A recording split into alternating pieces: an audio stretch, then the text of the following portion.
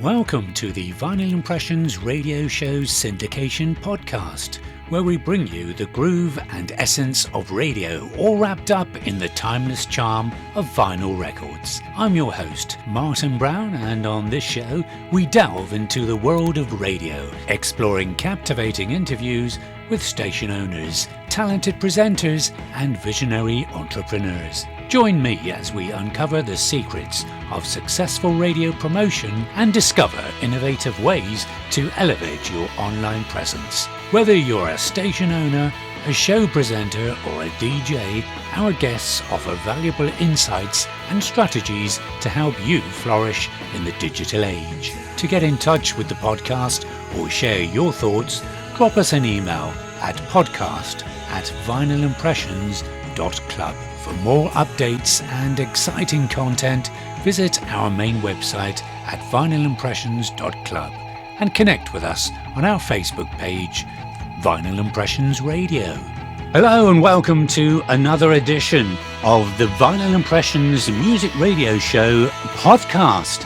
And my special guest today is someone who's been at it for a while, and they're pretty good at it too. In fact, that good, I took them on as a presenter on my radio syndication output. Let's welcome Peter Kirkpatrick. Hello, Martin. Very pleased to be here. Many thanks for inviting me. I like the fact that I've been at it for a long time. Oh, yeah, the music. Sorry, the music. Yes, absolutely. Welcome along. Actually, I say this is one of the early shows. It could be a pilot that turns into something amazing. And I couldn't have wished for a better person to be on it, because I've listened to your radio shows. I've watched how you work. I've done a little bit of research. I've done my job to a certain degree. And I was thrilled when you said you'd come along. So thank you very much for that. The first thing I must ask you, Kirkpatrick, that stands out on my list of presenters simply for the net. Where did it come from? In sort of recent history, and by that I go back 400 or 500 years, it's Scottish. So I'm entitled to wear a kilt. In fact, you don't know that I'm not wearing a kilt now, but I'm not. And so we've got our own clan. We come from Glasgow area, Troon and Loch Lomond and all around that. So our kilt is the Colquhoun clan, and a big history. We were tied up with not Bonnie Prince Charlie so much, but Robert the Bruce and all that sort of thing. And our motto is "I make sure," because one of my ancestors went in and did somebody to death.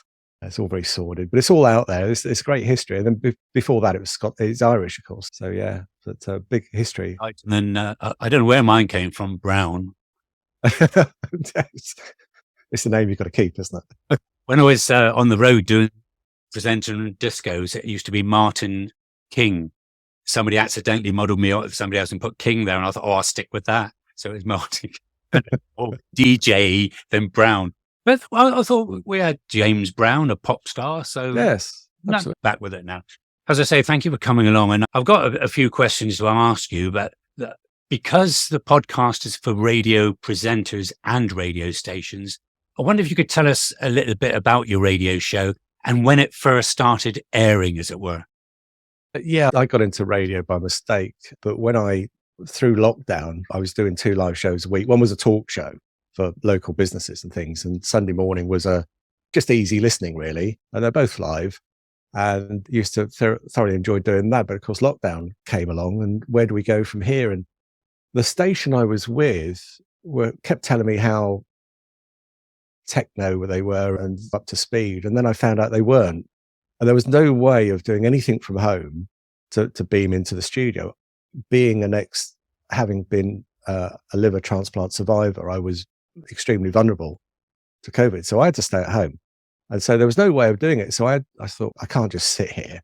I'll have a go. So I Googled things and asked people questions. And the other presenters weren't particularly forthcoming with anything because they were DJs as opposed to radio people. And there is a big difference. So I gradually Googled things, and I brought lots of equipment. I've got a shed full of stuff here that's cost me a fortune that's never ever going to see the light of day, as you're probably the same. But gradually, over a period of time, I then started to record a show for them. And a 2-hour show would probably take me about 4 or 5 hours. It was horrendous. And I was involved in the management of the company. I decided this wasn't going anywhere. It wasn't for me. So I decided to leave. And I thought, again, I don't want to just sit here. So I came up over a period of 2 or 3 months, this idea for 50 years of pop. And initially it was this set up to be for hospital radio. Having spent time in hospital, a lot of time in hospital, I wanted something to entertain rather than what was on offer.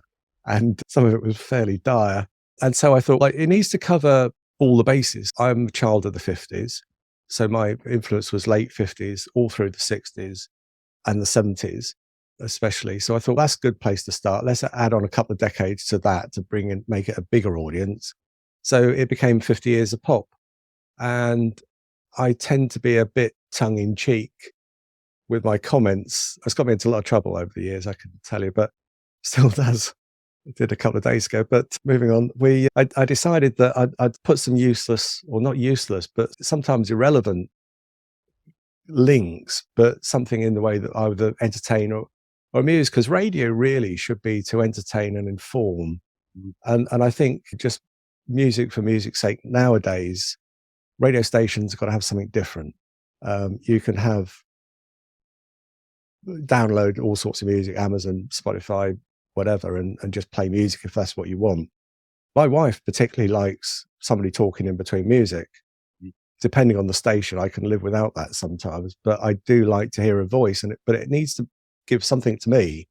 I launched this, and there was a chappie I knew who had sent in a recorded show to the station I was on, and he had left, and he had his own station. And I thought, I'll approach him and see what he thinks of it. And I sent it to him, and he said, "Oh yeah, I'll have this." And so we started that process, and then I launched it on social media, and a bit slow for the first week or two, not a lot, nibbles. And then all of a sudden it just went bonkers, absolutely bonkers. And I still get these, I don't promote it much now, but every now and then requests come in, and I've literally lost count of where it is. It's Australia, America, Canada, New Zealand, Canary Islands, Spain.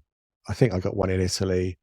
Not so much on mainland Europe, so much. That seems a bit strange, and certainly not in the Nordic countries. But yeah, it's out there. And of course, one bloke in Australia, I said to him, just out of curiosity, because listening figures don't bother me.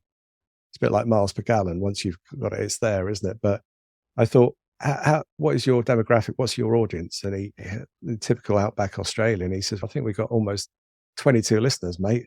And I thought, great, because it's serving something for that community. And if that brings them together or gives them a laugh, or they get up and have a bit of a dance around to something, that's fine. Whether it's 22 or 22,000 doesn't actually matter. It's interesting you should say that, because I always go through research and do little things every now and again, at least once a month. And some people brag, oh, we've got 1 billion listeners. But I thought, I'm not really interested in that. I want to be the people that do listen. I want them to enjoy it. So like you say, if there's only 22, that's fine. I used to do live shows on internet radio when it first became popular back in the late 90s, really. And I used to get 3 listeners sometimes. And Yeah. I phased me. I didn't want to, I just had fun with them and their feedback. Do you get feedback from your audience at all? I don't from the listeners, because of when my show is out there, as opposed to other syndicated shows where they do a show and the link goes out each week. So it's show 93 is today. I don't do that, because when I started, I sent out my link, or I sent out show 1 to 1 or 2 stations, and then some other stations come. So I sent them shows 1 and 2, and then some other stations I sent them 1, 2, and 3. And I thought, hang on, I'm spending more time doing the admin than I am doing the show. That's not what I wanted to do. So then I did it all via Dropbox link, and I send you the link, and there are all the shows in there. This is station info, obviously. So they can then download what they want and play it how they want to. And I do it in chunks to allow for their station imaging and promos and adverts and things. And I say to them, if you need to fade the end track on each bit, do it. I'm not precious about it. I always try and put the last track on so it's a bit fadeable. If you need to put something else in, I'm not going to ring you up and say, oi, what are you doing to my show? It's not like that. And yeah, I get feedback, some more than others. Some are just, we'll take your show, thanks very much, and that's it. And then others, you get a lot of bits and bobs, and some, I have to say, that was usually quite flattering. I'm not up for accolades particularly, although, believe it or not, on one station, was it last week or the week before? one of my shows was 14th in the global charts for educational shows. Wow. I'm impressed. So am I, because I'd never heard of it before. I didn't know what it, and I suppose it's because of the information. There was actually a college in America that took it for that reason, for the youngsters, so they could hear some information about 60s, 70s stuff, which to them is a world away, isn't it? To the likes of us, it seems like yesterday, and I'm sure in a few years' time we'll think it was yesterday. They don't know what happened in the 60s. They don't know the 3-day weeks and the blackouts and the inflation and the mortgage rates and things as they were. They think it's bad now, but it was worse. And so I don't necessarily talk about that. I talk about the music. People did different things and what the Rolling Stones got up to, and sometimes is hopefully of interest. Yeah.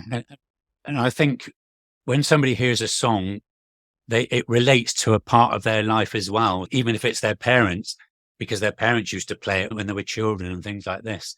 And that's what I quite often get feedback on a particular song. I played one not long ago, and somebody said that song made your show because I just haven't heard it for so long. It's so wonderful. And you played the 12-inch longer version. And I thought, and that thrills me to bits. That little bit of feedback does more than anything.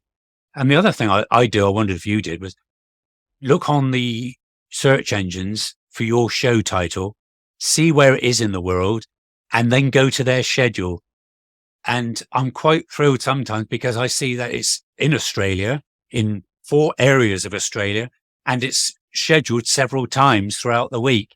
And I do things like that. And I like that as well, because people that take your show are really using it.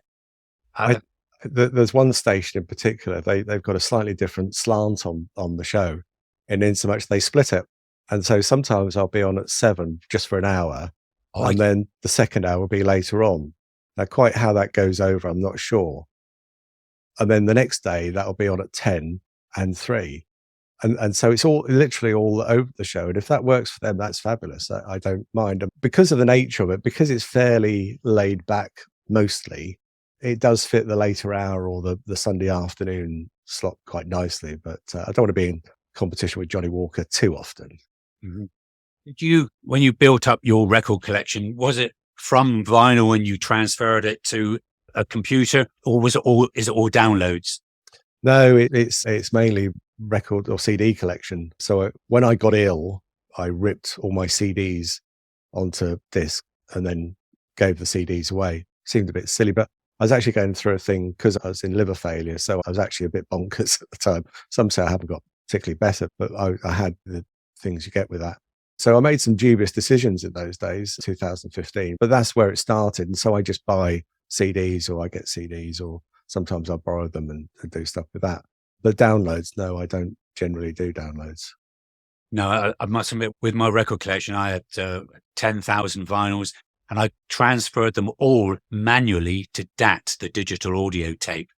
And just so that I could find them. So if I went to track 61 in my catalogue, that was ABBA or something, and it was through it and then find it. Then mini disc for a little while. Oh, mini disc. Yes. And then that went. So I had to change everything from DAT so I could find it on computer and transfer it and manually type in the songs. And it took me 3.5, 4 years to do it. People say now, oh, do you still play from vinyl? I don't now. It is all from vinyl, but it's not there because I need to find it quickly and compile the shows and edit them and things. And so actually putting on vinyl one by one just doesn't work. It might do for a small time thing where you've got a few records here and there, but not for the thousands that I had. The only time I will download is if I have got the single, but people love that when they hear it. Oh, he's playing a vinyl. But I thought, no, I can't. It's got to be good quality. So I'll download one. I do pay for them, by the way, but that's how it works. I'm always interested how people build up their record collections. Have you got thousands now? You must have thousands of titles. Yeah, I have tried to transfer them all because I'm not very good at the filing system. So I've got stuff all over the show. And so what I've been trying to do is put everything onto one external hard drive. And that is a bit of a labor of love. And of course, I seem to have a problem. I've got about 4 hard drives that are active but won't open. I can't access them. So I've got to go and see my man and get that sorted out. So but yeah, I've no idea how many thousands are on there. And of course, I love sometimes the obscure things and the fun songs from the 70s. Telephone Man from all that sort of thing, and toasts from the street band and stuff. So Yeah. I do love all of that. So yeah, so I'm quite diverse. And then I played Harry's Bar on one show, and somebody said, I've never heard that before. And I forgot the guy's name now. But anyway, it was just nice. Gordon Haskell. That's it, Gordon Haskell. You see, Yeah. that's the age thing kicking in again. Like, Yeah. sometimes you play something that isn't mainstream. And I do quite like sometimes there's Stephen Seagull who do a bluegrass version of Thunderstruck from AC/DC, and they're hitting an anvil. And it's great. And there's the Civil Wars do a version of Billie Jean.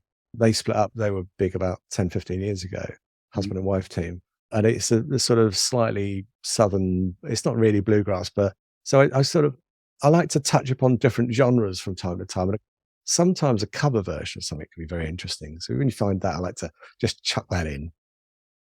When I was doing my live show, when I got in by accident to radio, completely by inviting myself onto the local radio station as a guest. And so I made it aware that I was interested, and things followed on. But I've never done the DJ thing, so I've never been that. And I always call myself, if people say to me, and they do it to wind me up now, I think we do pub quizzes. When it comes to music around, they say, "Oh, Pete's here, he's the DJ." And excuse me, I'm a presenter, I'm not a DJ. I'm quite specific about that. And I certainly don't do the scratchy bit. I wouldn't, so I'm not doing that. But when I did the live show, I would go in, and there was usually just me, because people don't realize that us on local radio, when we're doing it live, is usually just us. There's no teams of technicians and people pressing buttons. It's just us. And that's both the scary bit and the exciting bit, and the adrenaline buzz from that is marvelous. But I would play out the auto DJ that had been playing overnight, and I would play my jingle, which is still Green Onions by Booker T. I've gone back to, I tried to dump it, but I keep coming back to it. And I would have my first track ready, open the microphone, and didn't have a clue what I was going to say. And that's how my show's done. There's no real planning in it. I do go through and make, so if I'm doing a show tomorrow, at some point I'll do the technical stuff, make all the files and name everything and do all that, which is the boring bit. Then I will go and get a playlist. Now, you think 30, 40 tunes maybe, depending on the length per show. I will make a playlist of probably 150, because I don't quite know where I'm going to go. And then I've started doing a joke. I know I'm Tony Blackburn reincarnated, but I'll do I was nearly late thing, and then there'll be a bit of a funny, hopefully, and then there'll be a very tenuous link, because I love tenuous links to the first track. And so that's how that goes. And so that's how I open my show. And each segment I do normally has a power track. So it'll be Dire Straits, or it'll be Status Quo, just something, if it's gone to the news or something like that, it's just a bit of a, hello, I'm back. So no vocals, a jingle, my jingle, and then a power track, something a bit umphy. And then I go off again and do my normal thing, and then just try and do some bit of information in between. But this making it up as I go along, to me, that's what gives me the buzz. And I just think, oh, I could do this, or I could do that. And sometimes I'll have to go and find another track because I've just thought of something and I've got to drag it in. But to me, that's the exciting bit. That's what keeps me going. That's what keeps me motivated. Wow, that's incredible. And to work like that as well, like you say, it does create that adrenaline, but it's that very thing that makes the show as successful as it is. The listener gets vibes, and that's where it's coming from. I love that. And I've tried working from scripts myself, but I sound like I am reading a script. So it's better to be natural, I think. I do a dry read for a radio station, which is a thing called Backstage Pass, which is in airwaves, which is in Belfast, Glasgow, and Manchester. And that goes out, and it's available as a podcast as well on Amazon and Apple and things. I've been doing that for a while. And so I just do the dry reads, and it's a similar type of thing. It's a story behind a song. Why was a song nearly never made, or something of that ilk? And so I just do it, and then they take it away and mix it and make it all pretty. And that's scripted. And that's interesting, because the chap is very switched on with his radio station, but he's French, living in Belfast, and he sends me a French script that's been Google translated to English, which sometimes doesn't make any sense whatsoever. So I have to improvise it, and I do that on the hoof again. I sometimes have a separate screen up with some info on it, and then I'll dig around. But I got to be fairly tight on the time, and I can't ramble, which is my thing. I'm rambling now, obviously, so I have to be tight on that. But yeah, that's good fun. Oh, wonderful to know the background of how these shows are put together and things. I started introducing themes to mine because the local FM stations said, "Can you put a theme so we know what we're going to play?" So if it's even a punk rock or something, we know what it is. But online, I find the internet radio stations, they're not into the themes so much. They just know that the vinyl impressions or the 50 years of pop is going to be that. And so I started to come out of it. But then people would say, "Oh, no, we like the themes." So I saw, "Oh, here we go, the mystery year top threes or something." I did have a cunning plan, as Baldrick would say, for doing a 1 hour special on certain groups, for example, but that's never actually gone beyond the planning stage. That may pop up at some point in the future, but it's just a matter of timing, really, and not over promising on something. Keep your eyes open for that. That's an insight. And also, I find some presenters say, "Oh, it takes me 10 hours to produce my 1 hour show." And I think that's because of all the planning and the typing and the thinking about it and brainstorming. Whereas the way you do it, you don't need all that planning because it's happening as you speak. The trouble with scripts is that after my liver transplant, I became a funeral celebrant, and I've sort of recently stepped down from that. Not that I've stopped, but I don't actively. Look, I'm getting too old for it. But my wife and I were wedding celebrants as well, and we stopped doing that. COVID really stopped that. But when I did the training, we had to do role play, and I had a very great fools and horses moment because in part of the script that we were given to read out to camera to show how we projected and all that sort of thing, I had to say the happy couple will now go and have their photographs taken. Will you go to the next room where there'll be drinks and hors d'oeuvres? Because fools and horses, suddenly, and as I said it, I knew I was saying it wrong. I said, "There's drinks and horsey derbies." And of course, everybody cracked up, and you just stumble through it, don't you? But that's scripting for you. If you say it out loud, you can. But of course, it was written down there, and I just read it. You've done a lot of shows. Are there any memorable experiences as a radio presenter so far? Is there something that you do and you look back and say, "Yes, that was good"? Is there anything that stands out for you? Obviously, the first one, and I was chatting to a young lady the other day who'd just done her first live show, and it's just that sort of wonderful adrenaline rush that you're suddenly opening the mic and all these people are waiting for you to say something, usually something incisive or funny or whatever. And usually what comes out is it's a load of gibberish. And I like to carry on that style of with the gibberish, but you suddenly sit in front of a microphone as we're doing now, and you're not a different person, but there's something different about you. I've told you before, I think I do murder mysteries for a friend of mine. Oh, Very intelligent chap, ex-police scene of crimes. So he knows all about crime scenes and stuff. So we create a crime scene, and there's 4 of us as suspects. We go along to a hen do or something, and we're given some basic info, and then the rest of it is just we make it up as we go along. Because we know each other quite well, some of us suspects, we've done it a few years now. So we invent these little subplots. He's been visiting her room at 3:00 in the morning, and so all totally off script, of course. And then you do a different story at the next table. You get interviewed for 10 minutes by this group of people, usually quite drunk, and you've got to think on your toes. And that's interesting. That's improv. Providing you don't tell a lie that's not in the script, if you can get away with it, but you've got to just think it through. And then in between rounds, when we're standing there, sometimes the other week I did one, there's 2 of us who in the storyline were supposed to really dislike each other. We were pushing and shoving each other and doing the dagger eyes at each other, all unscripted, and we just make it up. And I rather like that excitement of it. And I think every show, to me, however it's done, somebody is going to listen to it. So you want to make it as best as you can, and you want your voice. You don't want the drony voice. You've got to lift your voice, and you've got to be part of it. And sometimes you'll hear it. If you listen to my show, I'm laughing to myself because I find it funny. It might not be, but as long as you've got something in your voice that says you're a human being, you're not artificial intelligence. And I hope we don't go down that route, but it's people like us, the many thousands, millions that do this thing in spare bedrooms and cupboards around the world, that keep the airwaves happy and bringing enjoyment to somebody, hopefully.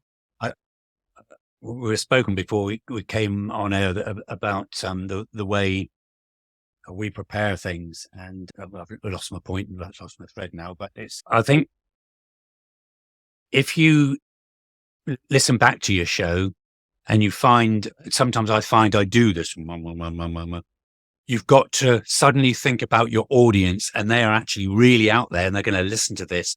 That's what brings me up. So instead of saying, hello, and here we go again, and blah, blah, blah, you say, hello, good morning, or hello, and welcome along, blah, blah. You remember your audience. They're out there and they really are taking, this is their life. They're spending that time to listen to you. For goodness sake, make it worthwhile. And so that's what I do. I think of the audience and think, no, this has got to be, even though I'm doing it in my spare time or something, this has got to be the best it's got to be. And so I do agree with your techniques. And there's tips to that as well. A high back chair to make you sit upright, having your monitor that you look up high to keep your head up, having your microphone at a height that makes you sit up and project. I learned a lot of those things through being a funeral celebrant, that you're standing up there in front of sometimes hundreds of people and you're telling a story and you've only got 25 minutes or so to do it. So you've got to project and you've got to emphasize, and your voice is not going to be monotonous. So you've got to have the highs and lows. And we're not actually voice actors, but we're not far off it in many ways. That we've got there's nothing worse than a monotone voice, and you see it all too often, sadly. Yes. And somebody said to me, I stood in for a DJ. He came off and I came on, and she said, you've got to laugh in your voice. And that's what makes the difference. Yeah. Singing your words. And that was the difference. He was, and I came, hey, and really lit up the room. And you can see it in the people.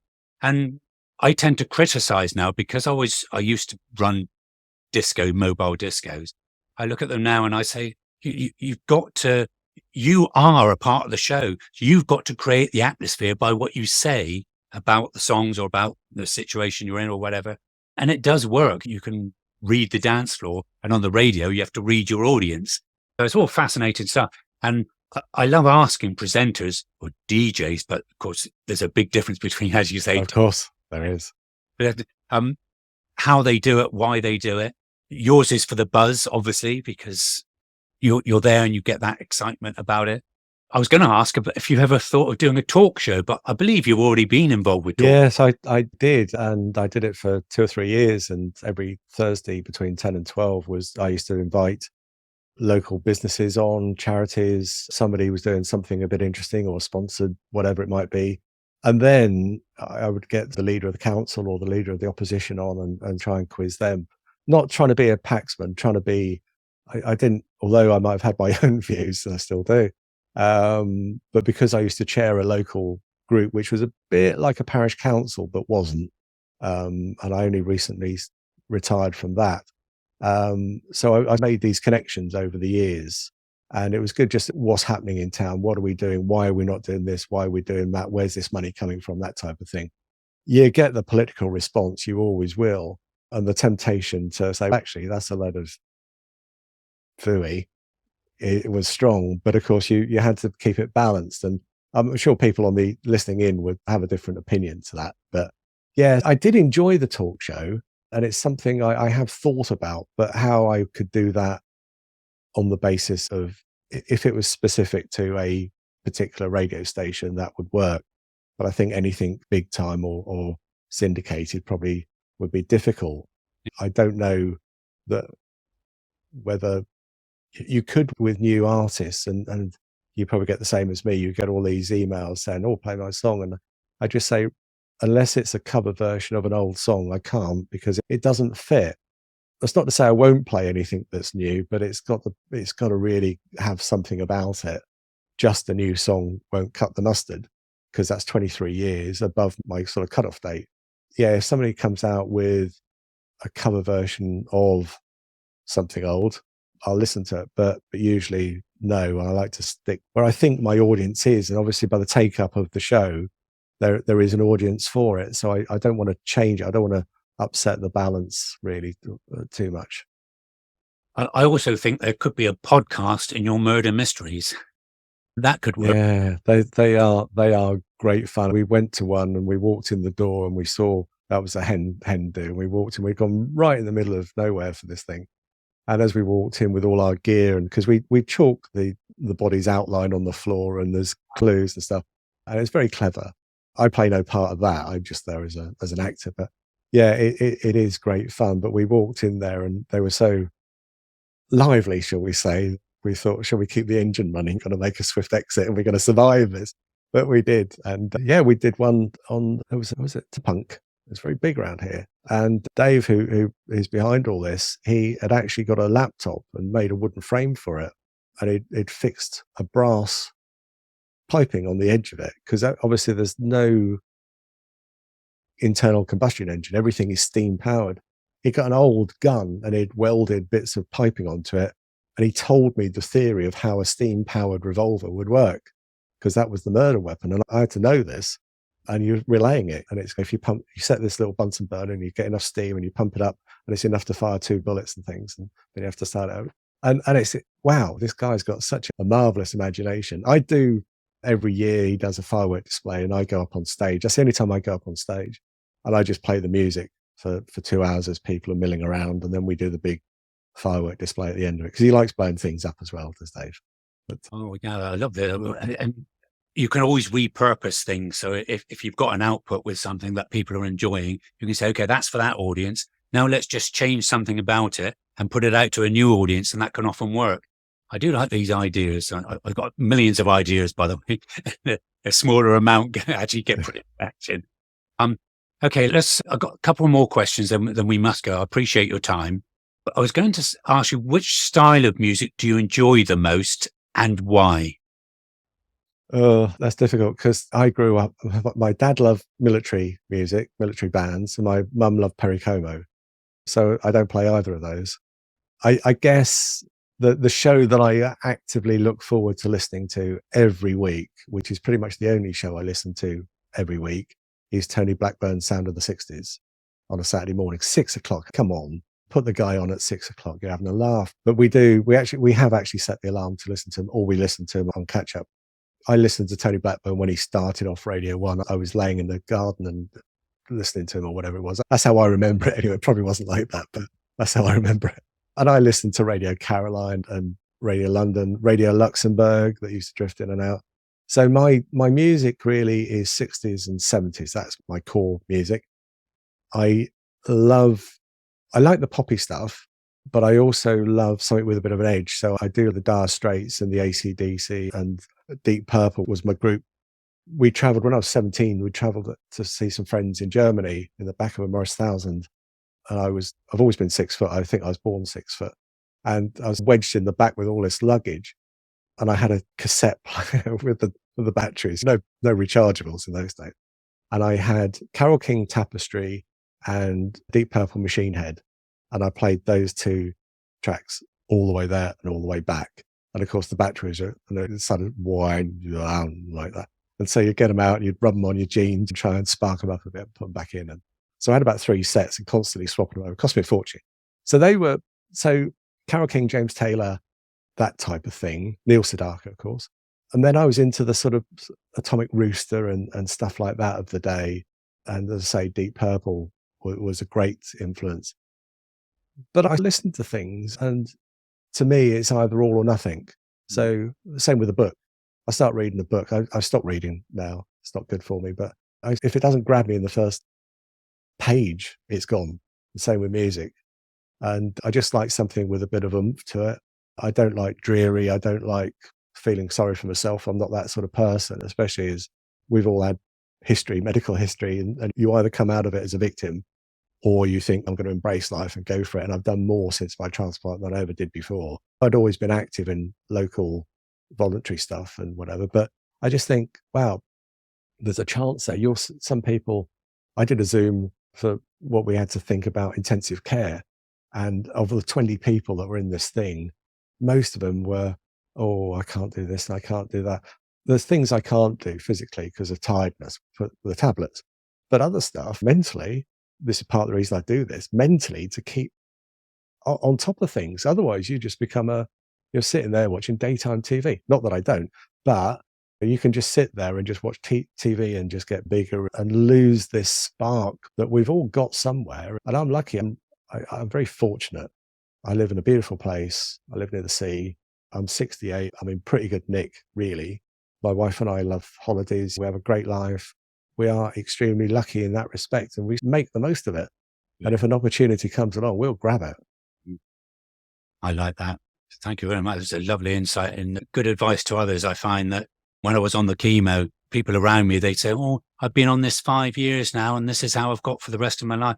And I thought, you don't accept it. Come away, come off it and do something positive and get your mind back active and your body. And you've got to do it, but it just takes so much. But the radio side of things it works for me as well. And I'm glad it's worked for you. You look healthy and happy, and you've got a good sense of humor as well. That makes it.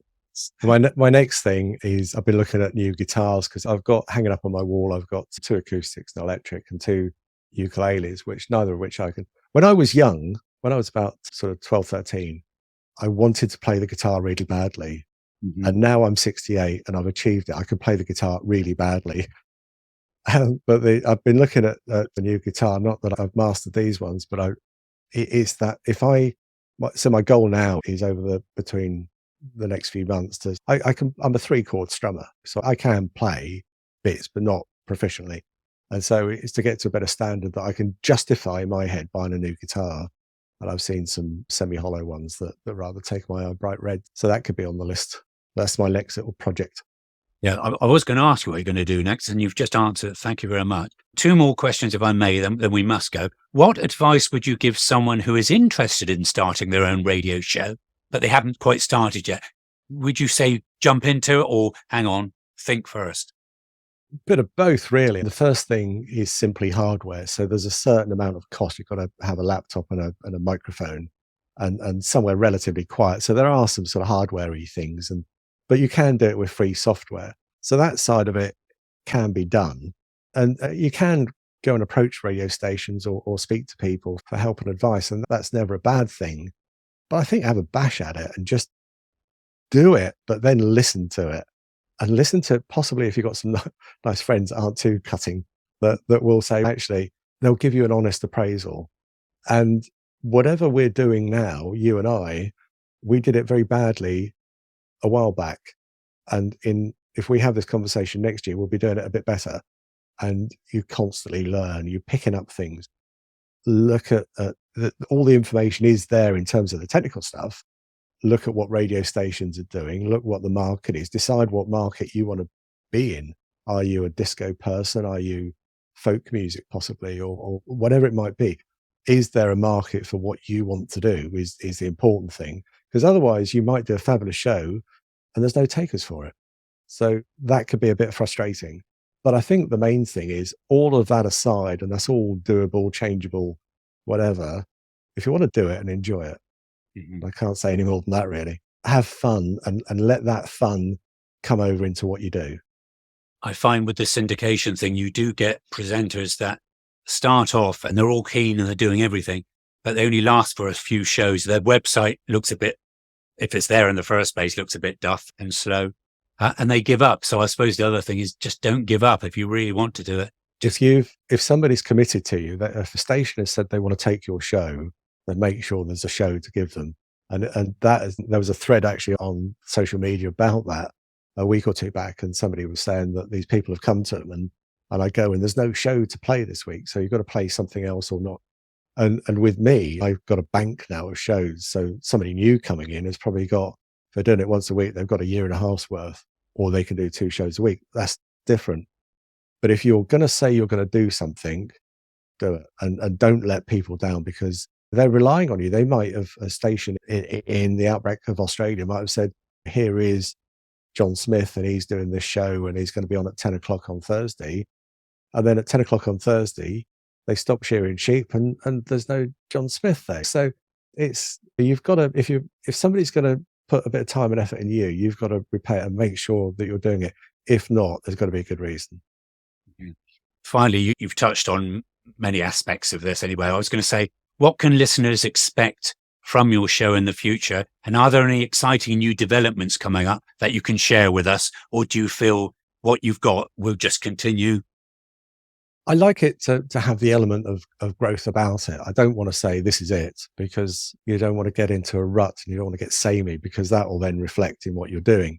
So I think I just want to keep the thing vibrant and punching along there. And for me, I always look for if there was something interesting I could bring into it, I would consider it. I quite like the format. I'm happy with the size of it and the type of music I play and the bits in between.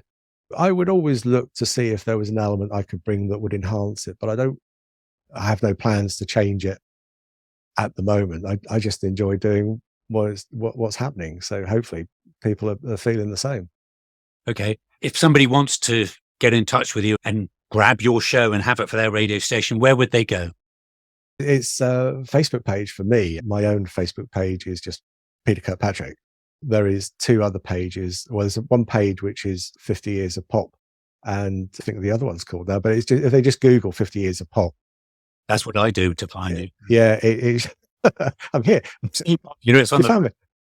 I haven't done it recently, to be honest. But yeah, if they either Google me and ignore the eminent brain surgeon down at Addenbrooke's, because when I used to go in there for my checkups, they said, "Why is my name up on a board?" And it wasn't me. It was the consultant in the next room. He's got the same name as me. And there are a number of Peter Kirkpatricks around, all more eminent than I am. But yeah, if you just Google me or 50 Years of Pop or Peter Kirkpatrick, it's 50 Years of Pop, something should pop up. But I've had the same phone number, the same email address for years.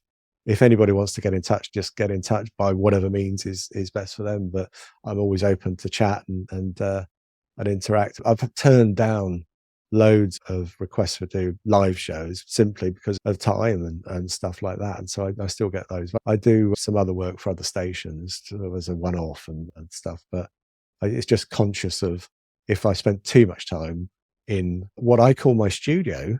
My wife used to call the spare bedroom, but I sold the bed, so it's no longer that. But yeah, I made it my own gradually, crept things in with her when she wasn't watching. Oh, where did that cover? Oh, just brought it on Amazon, that sort of thing. Other mail order companies are available, of course. I have to say, my sort of hero, if you want to have a hero, was Sir Terry Wogan, who amazing just a fantastic. I've got his book. I'm going to read that. I'm going to go away on holiday and read that book. I used to be a tog. In fact, I was a Grand Master tog. Yeah, and had lots of fun. I got thrown off that actually for being a bit rebellious, but there again, we won't talk about that. But Sir Terry had this wonderful persona, this wonderful way of talking, as though he was talking to you. And that's nice. I don't actually visualize anybody as such, but I do feel I try to talk to somebody and get them to engage somehow in what I'm doing. And he was the past master of that. I don't compare myself with him, but by any means. But if somebody's going to give you some inspiration, it's Terry Wogan. He was just excellent. You remember the Janet and John sequence? On a Thursday morning, wherever you were in this country, you would see cars parked by the side of the road at 20 to 9 on a Thursday morning, listening to Janet and John. And my late wife and I used to pack the CDs for the charity. We did loads. We just sit in the garden under the gazebo and just pack these things off to go off. And I was even on a Tog calendar one year. They did that. Janet and John, I still listen to them now. They were just awesome. They were just so funny and so rude. I was pure filth, really, but so funny. And he made it as though they weren't. And yes. I can see the funny side of that. You didn't realize it was much deeper, and they were very rude. I tried to write. I had a punchline. The Janet and John, you have to write them backwards. You have to start with your punchline and work it back, and then weave in the thing. So what's said at the beginning of the opening of this sort of 2-3 minute thing actually is part of your punchline. So you've got to pay attention to them. I've got the CDs. I've got them, and they are, and I'm on the Janet and John Facebook page. But to watch him when he read them out, to get the obvious enjoyment and to see that man laugh and have so much fun with the people around him, all falling around laughing at this silly, it's all very schoolboyish. I actually got chucked off because I was too rude. And I wasn't any ruder than Janet and John was. Hey. But yeah, so that was that. But happy days. But yeah, schoolboy humour, you can't beat it, can you? And they used to say, oh, there's a red flag there. Oh, there's a red flag. But of course, you see, the trouble is that you've got to be very careful what you say, because people do get offended. And I would never set out to offend anybody. I just wouldn't. But you can do it innocently by what you say nowadays. And I think we, as broadcasters, we have to be careful of that. We don't want to upset anybody, but we still got to have a bit of fun with what we do. So it's a fine line. Thank you very much, Peter Kirkpatrick. You've been a sensational guest for me on this show, because you've given us a wonderful insight of what it's really like to be a real presenter, both of talk shows and of music radio. And we've seen the man behind the presenting. And so thank you very much indeed. And I will continue to listen to and syndicate your shows. 50 years of pop. Peter Kirkpatrick, there's 200 plus in the back catalogue already. So plenty to choose from. And you know how to contact Peter. And I'll put the contact details and all the links and everything with the podcast, so you're not going to miss out on a thing. Peter, thank you very much indeed. My pleasure, Martin. Many thanks for inviting me on. Bye-bye. Bye-bye. Thank you for listening. For more details of any of our podcasts, please visit vinylimpressions.club.